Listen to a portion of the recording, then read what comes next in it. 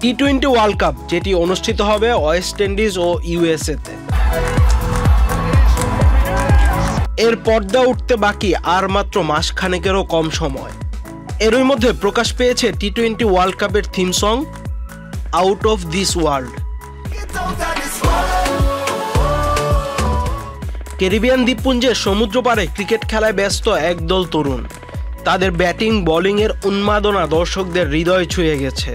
তরুণদের ব্যাটিং ও বোলিং এর মাঝে ভিডিওতে দেখা গেছে ক্রিকেটের সব সুপারস্টারদের ব্যাটিং বোলিং এর ঝলক।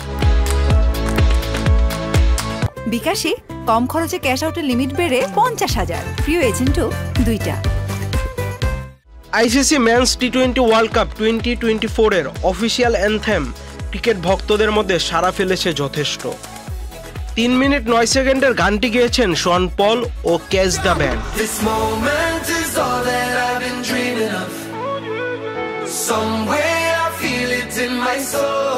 যেখানে প্রাধান্য পেয়েছে দুই আয়োজক দেশের ঐতিহ্য ও সংস্কৃতি।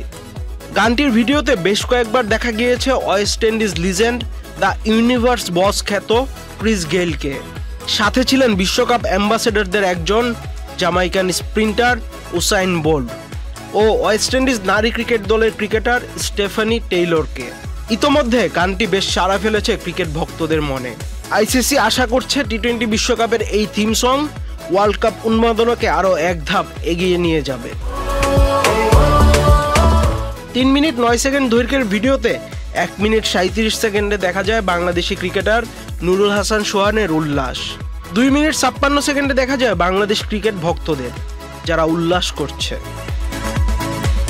আহমেদ শাফি, চ্যানেল আই।